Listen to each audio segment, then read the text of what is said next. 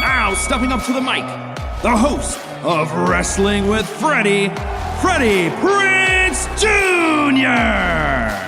All right, you guys, I'm on the highway with a makeup artist from Friday Night SmackDown back then, even though we shot it on Tuesdays.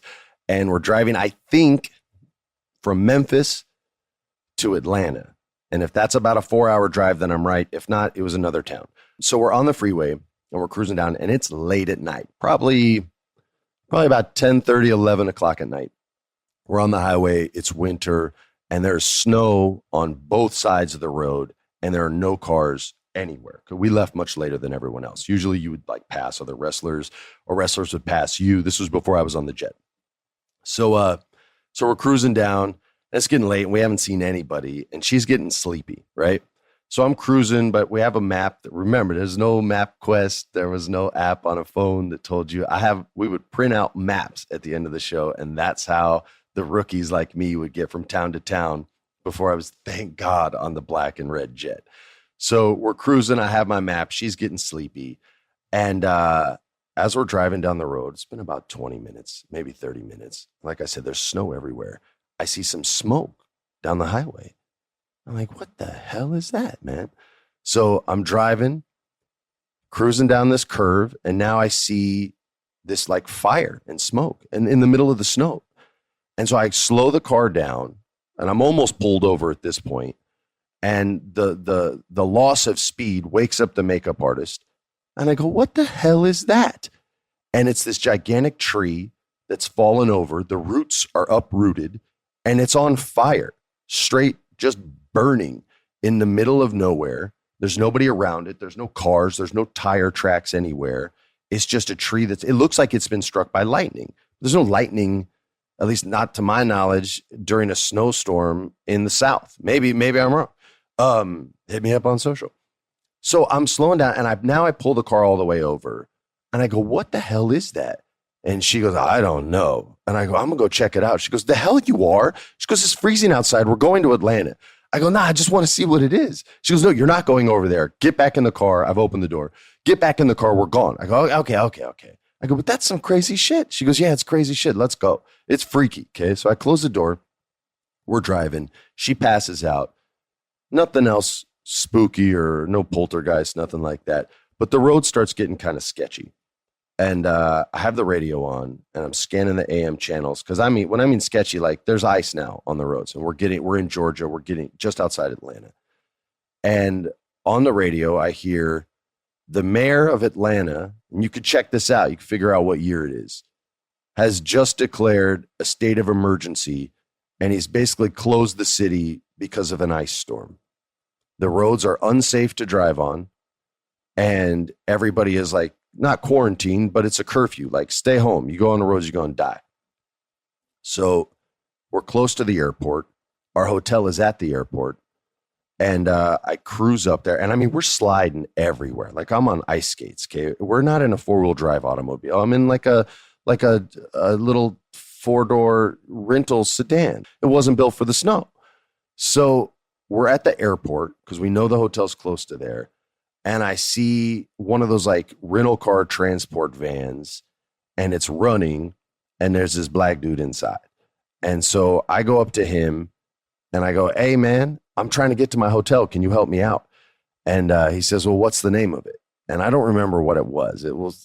It's the Ice Storm Hotel, we'll call it. I go, the Ice Storm Hotel. And he goes, oh, it's down that way. You're just going to make a right and just keep going straight, and you'll see it. You'll see the big sign. It's down a big driveway. I go, okay. So I drive down there, and we get to the driveway, and yeah, the driveway goes down, but it's steep, and it goes straight into the hotel lobby. If I take this car down this hill, I'm not stopping. It's going to go through the front of the building. So I drive back to the airport guy, and I say, hey man, is there another hotel around here? Because we couldn't find any other ones. Or can I stay in the airport? I can't get down there. And he's this Jamaican dude. And he's like, you stay out here, you're going to die, man. You better find a way to that hotel. And so I'm like, all right, the airport's closed. They're not going to let me in. So I drive back, and now we're parked at the top of this hotel's driveway. And the makeup artist is looking at me and I'm looking at her. And she goes, how the hell are we going to get down there? She goes, I can't walk down it. It's all ice. I go, yeah, I don't know, but I'm not going to have like a headline in the paper tomorrow be Freddie Prinze Jr. found with a makeup artist frozen dead in a car. I was like, the stories they would write would shame my family for the next generation. I said, we're getting down this damn hill. So I'm looking around. I don't see any way down outside of, horrible accident. I get sued or dead or someone else dies, right? So finally, because I'm an idiot, all right? And I'll preface this by saying I've done a lot of dumb stuff as a kid and slid down a lot of hills I shouldn't have slid down. So I go to the trunk. I'm freezing to death, y'all. I'm a California kid. My blood is thin. I surf. If the water's, below 70, I'm wearing a wetsuit. So I'm cold as hell. I'm not dressed properly. I grab my suitcase. I set it at the top of the thing, and now I'm just staring down the hill at this hotel, at the Ice Storm Hotel. And she comes up to me. She gets out of the car. She goes, what are you doing? And I don't even look at her. I say, I'm going to slide down this hill on my suitcase. She goes, what? I go, I'm going to slide down this hill on my suitcase, and so are you. She goes, I'm not doing that. I said, you're going to get your ass on your suitcase, and you're sliding down this hill with me. I'm not going to leave you in a car to die. This is the only way down. I'm sure it wasn't, but I'm not a genius, so this was the best way I could think of. I said, so I'm going down with you, and you're not going to get hurt. Don't worry. I'm certain of it. In my head, I'm certain of it. I say, are you ready? She goes, no. I go, well, we're going. I said, I'm not going first. We're going together. She doesn't want to. She gets her suitcase. We have an option. Get down this hill. That's the option. So she gets her suitcase. Every word that I'm telling you in this story is actual. Well, I'm about to go TLC. It's actual and factual. Every word I'm telling you is 100% true. And every word I'm telling you, you will not believe. And I'm okay with that. So I get on my suitcase, I lay it down, and I'm sitting on it the way you would a sled. And my feet are on the snow so that I can have my heels to dig in to slow me down. I tell her to do the same thing. She sits on the suitcase. I think I have like a Toomey, right? This like black travel Toomey that was big enough to get all your crap, but small enough to get in an overhead bin, one of those. And she has like a hard case one because she's got like makeup and crap, right? So she sits on her suitcase. I sit on mine. I say, are you ready? She goes, oh God, I guess so. So we kind of do the scooch, like our feet are in the snow, like a 1 and a 2 and 3. And my feet are in the snow instantly. The moment that it gets steep, there's no more snow for my feet to dig into. It is hard ice. It is a good inch thick, and they're probably not an inch thick, but you get the point. Like there's no traction.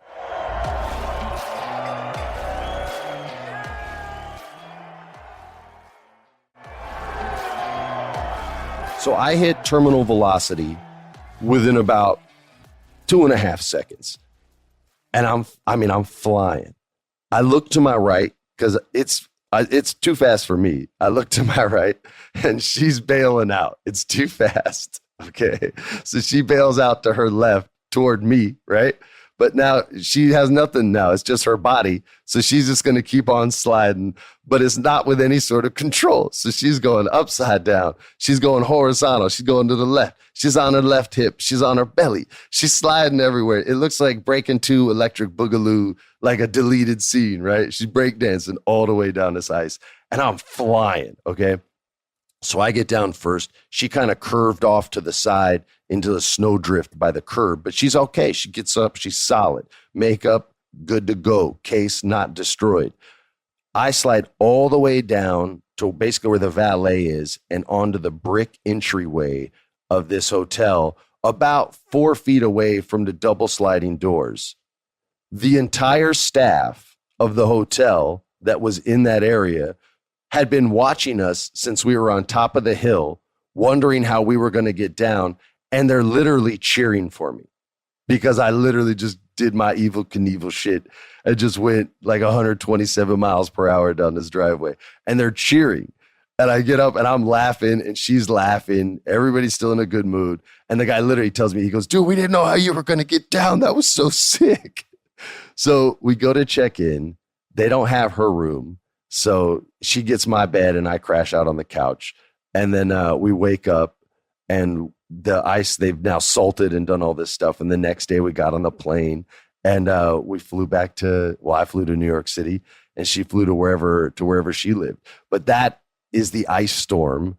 And that's the fastest that I've ever gone in something that wasn't a vehicle or a jet. Oh, by the way, I flew in a jet. This isn't wrestling related, but the deck commander at Nellis Air Force Base in Las Vegas was a Puerto Rican dude, and he loved my dad. And my buddy who lives out there ran a construction company and gave him like some equipment to help him do his house and his off base house in there in Las Vegas. I think it was Henderson, Nevada. And so he was like, he saw a picture of me and Brian, my buddy Brian, and he goes, "Oh, you know Freddie Prinze Jr.? Man, I loved his dad." And he goes, "Oh yeah, he's a good friend of mine." And he goes, "Tell him if he ever wants to fly in a jet, it's on me." He goes, "No cameras, nothing." I was like, and so my buddy Brian calls me and I was like, "What do you mean? Like a jet? He goes, "Yeah." I go, "Oh, dude, I'm in." I drove from LA to Las Vegas at night at like 11:30 at night, drove as fast as I could. And we have the date and I get there and I think I'm just going to fly on a jet. No, it's like an 8-hour class on how to breathe because you're going to be pulling so many G's. And I'm in my 20s. I'm cocky. I'm like, yeah, whatever, man. I'm half listening, right? So they put me in the 2-seater and forgive me. This is over 20 years ago. I don't remember. I think it was an F-16. I don't know what the 2-seater was. It might have even been like an F-10 something. I don't know. But we get in. I've done my test, and they make you do this like I don't want to breathe in the mic because it'll sound weird, but it's like labor breathing. Okay, so I get in the jet. We take off. Just the takeoff, I borderline tap out. Okay, this dude, I tap out twice, and this isn't even from tricks. Just turns where literally like he goes, "If it feels good, you're not breathing." I said, "What do you mean?" He goes, "If it starts to feel good, like if you feel high, you're not breathing right." I said, "Okay." And that basically like is in jujitsu, like they say tap when it feels good. That means you're about to go to sleep. Twice I had to tap because I forgot to breathe. And the breathing is the hardest part. At one point in the air, I said, "How long would it take us to get to LA?" He said, "About 15 minutes. And I literally was just like, oh my God. So anyway, I like going fast. We fly back. I go back. And now I'm back ready to go to work, talking to Vince about the promo class, who I like, who I don't. And the storyline going on at the time was the Nexus. And this was Wade Barrett and Michael something, I can't remember his name, but it was a big group that came up to like take on, kind of like how the Shield took on like the current stars. They were taking on that era's current stars. So they were going after Randy, who was a heel, and John, who was a babyface. And John sold big for him, like horror movie sales, right? Because they were really trying to get this group over. They thought they had a couple solid bangers in there, right? So I'm doing my promo class, and I have a lot of these guys and girls in there now, and we're getting to use like really big rooms, like sometimes even the cafeteria, because we'd have so many people in there. And now I got these Nexus cats, right? And there was this one dude named Fred. And y'all, if you watch, then he wrestled under the name Darren Young. His real name is Fred Rosser, and he's now out of the closet, and everyone knows that Fred is a gay wrestler, and I think was the first one to come out while under the employee of WWE, but certainly not the first gay wrestler in the WWE. If you know about Pat Patterson, everyone in the company knew Pat was. He was very open about it. And everyone embraced him. So at this point in time, though, Fred was not out. He was a young wrestler. He was coming up. And so now I think he's in New Japan Wrestling now. So if you're a big wrestling fan, he's built from stone, looks great, solid wrestler. And we used to call him Black John Cena because he looked just like John Cena, but if John was black. Even his face, it was crazy. You put him side by side, and they looked like the exact same dude. I think John even cut a promo on it. In like an actual storyline where he's like, maybe we did have the same father, but I hate you anyway. I'm fighting for justice. So we're doing the promo classes, and it's a lot of you going against me because Vince likes that, right? So we're going to have a fight, and you're going to give me a reason to watch. Like if you remember the dog story, you're a dog and you're a dog. Now make me want to watch you fight. So a more productive way to accomplish that is to give them a reason to fight, like I did with Kia Stevens and with Beth Phoenix, if you remember from last week's episode. So William Regal, also known as Steven Regal, is and was one of the single most helpful human beings while I worked at that company. He would warn me about people. He would help show me what wrestlers' strengths were and to write my promos to fit the type of wrestler they were, because I was not doing that. You don't want to write a luchador like a big man. You don't want to write a big man like a high flyer. There's a different attitude when you're 7 feet tall. You don't have to say as much. You're 7 feet tall. I kind of equate it to Darth Vader. You don't have to give Darth Vader a lot of dialogue. And you notice he only moves when he has to. There's no wasted movement with Darth Vader, which was the same crap I would hear in the production. Not crap. This is good crap. The same stuff I would hear in the production meetings when they would talk about, tell these guys, the big guys, to slow down. Less is more. And there's I know a lot of people disagree with that, but I tend to agree with it. It's what made Frankenstein so scary, right? It's why Pepe Le Pew, we were amazed with him. Like, how could someone that slow always catch him, right?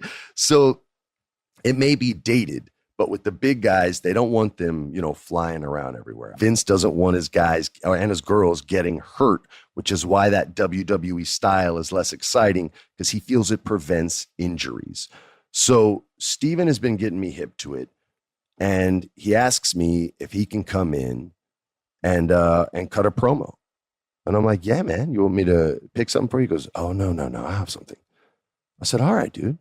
So he comes in, and it was either the St. Crispin's Day from Henry V, which is no joke, or it was from Hamlet. And I feel like it was from Hamlet. Otherwise, I don't know why I remember this line, but I feel like I remember Stephen saying, the world is nothing more to me but a foul and pestilent congregation of vapors. And that I know for sure is from Hamlet. So I think it was Hamlet. So he cuts this, and then he's trying to explain why he chose this to all these young wrestlers. And he said, he was talking about the iambic pentameter, which is sort of the rhythm and cadence required by Shakespeare.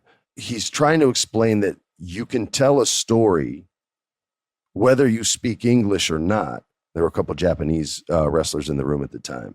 You can communicate a story whether you speak Spanish better than English. The same way he communicated those feelings from that monologue to everyone in there. And everyone knew exactly what he was saying. And when you say to someone, this world is nothing more to me but a foul and pestilent congregation of vapors, I'm communicating a message to you with a whole bunch of words that neither one of us will ever use again in our entire life. But you know exactly what I'm talking about. You go, whoa, Freddie's a little depressed. Okie doke. And that message has been communicated beautifully, right? So I think Funaki was in there. And by the way, I got a great Funaki story. Kung Fu. Should we do a Japanese side quest? Should we do a side quest? All right, we're doing a side quest. Okay, so it's a SmackDown. It's over. And Shane Hurricane Helms and some of the writers and my buddy Angelo, the writer, were all having like a beer at the hotel. And, after a couple in, Shane goes, man, I wish we could get Funaki over again. And Angelo's like, yeah, well, let's think of something. He goes, then it wouldn't buy anything we do. And he goes, dude, we could think of something. And this is all credit to Shane. Okay. I think he even wrote the song that R-Truth sang to him later on. But he goes, what if it was Kung Fu Naki? And all the writers are drunk and they're like, wait, what? He goes, yeah, like Kung Fu. Hey, we could sing the song. Everybody loves Kung Fu Naki. That dude can drink some sake. And he had like this whole freestyle jam that they all fell in love with. And I was in the writer's room one day and they're pitching this. And I'm like, yo, wait, what? And Shane comes in and they go, Shane, what about Kung Fu Naki? And Shane just looks at the board and he sees how we booked it and he goes, yeah, that's pretty fucking funny. And he just walked out of the room.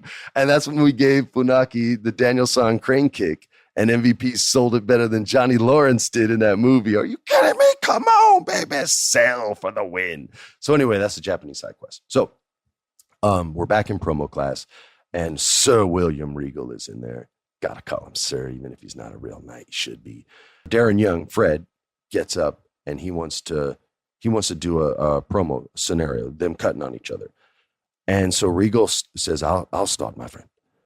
And he says, I'll never forget this, man. He says, you don't belong here and you're going to quit. And Rosser comes back and he goes, and he does repetition. He goes, I don't belong here. You think I'm going to quit? And Regal just looks back at him and he goes, I've seen it a million times before, my friend. You're going to quit and you know you don't belong. And Fred gets this like emotion and cuts like the promo of, it's a shame I didn't film any of these. He cuts like the promo of the universe and he straight up, his fist ball up and you can hear his knuckles crack.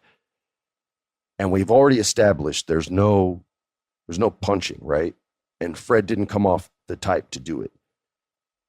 And his eyes start to well up. And I'm sitting there watching, and Regal's so cool, man. He's like a gunslinger in the Wild West. He's going to let you draw first and still be fast enough. Like, he doesn't even blink, bro. This is the guy that smashed on Goldberg to let people know, like, what time it was back in the day, right? Like, he does not care. But he's a good, giving man at this point in his career. He probably was his whole career, but in this moment especially. And Darren Young just screams and tears come down his face at the same time. It's like like Denzel Washington does the perfect tear, right? Like he'll hold it for a whole scene and then drop it out right at the end. And everyone's like, oh, God. Like that's next level technique. This was just raw and came out and he screams, I do belong. And then there's like a 90-second promo of the sacrifice, the fear, the this, the that. And while he's saying this, I shit you not, I literally was like, yo, Fred's gay.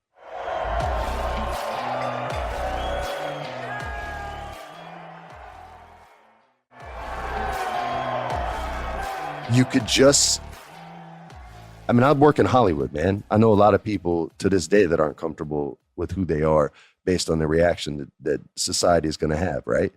So I'm not trying to say this to like, oh, look how smart I knew. Like, I was like, oh my gosh, Fred's gay. And I didn't say anything. I never did. And he's out now, so it's not a secret. And I don't think anyone else knew except maybe William, who kind of had this like glint in his eye. And as Darren Young, although this was all Fred Rosser, finished his promo, you know how like British people, like when you do something sick in America, we give you that head nod, right? And like people do memes of it, like Robert Redford as Grizzly Adams or whatever, they like nodding his head.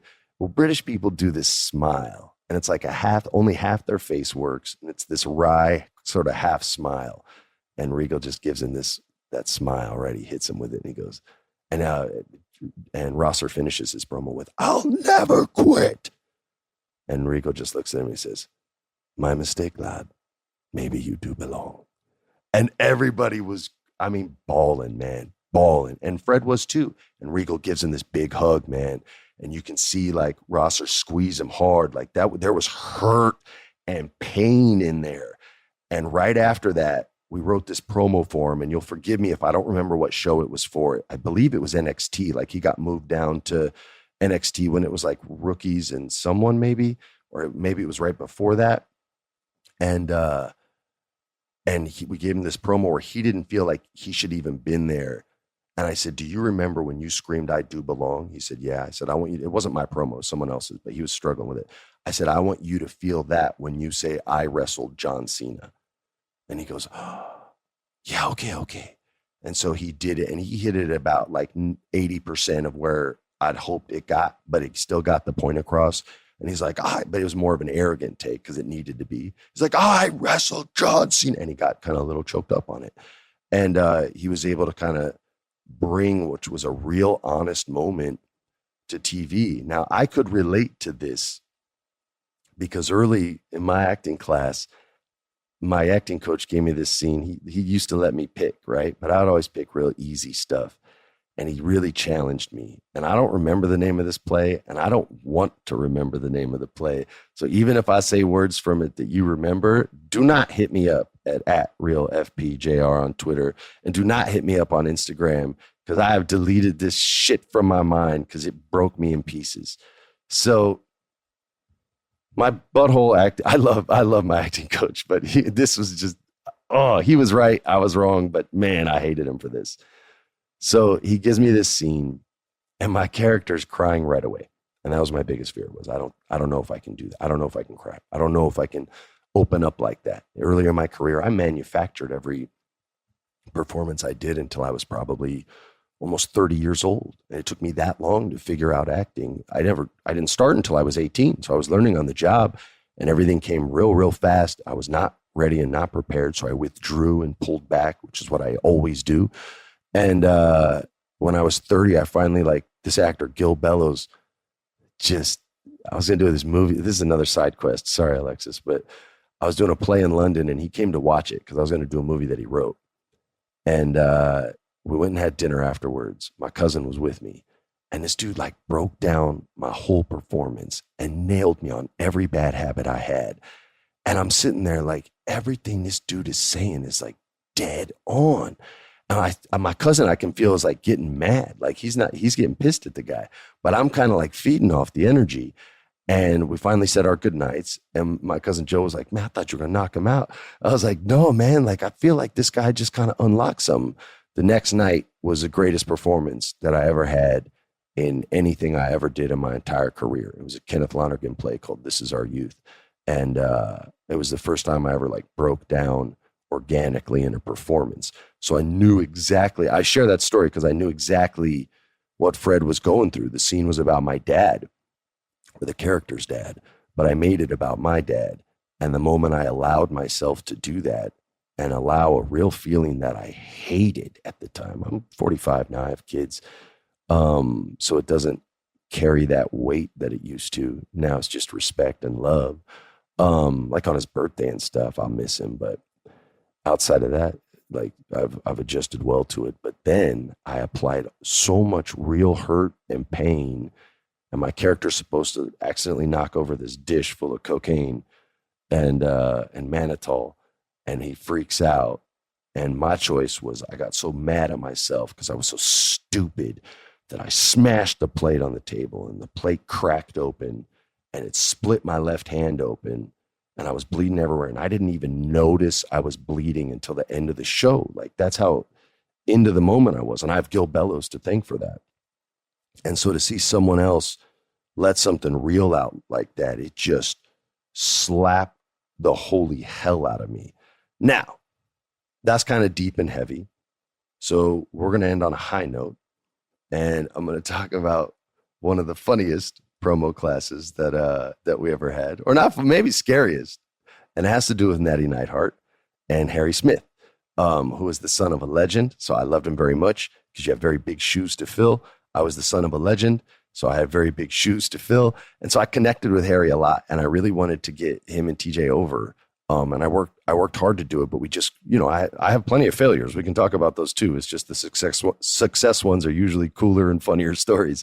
But I failed those boys. I never got over that. I failed the Usos too. Tag team wrestling is tough, man. I remember Vince, I was working so hard on building up a tag team division, and Vince said, Freddie, I got to pay 4 guys for one fucking match. And I kind of went, oh, I had never looked at it like that. And again, it's show business.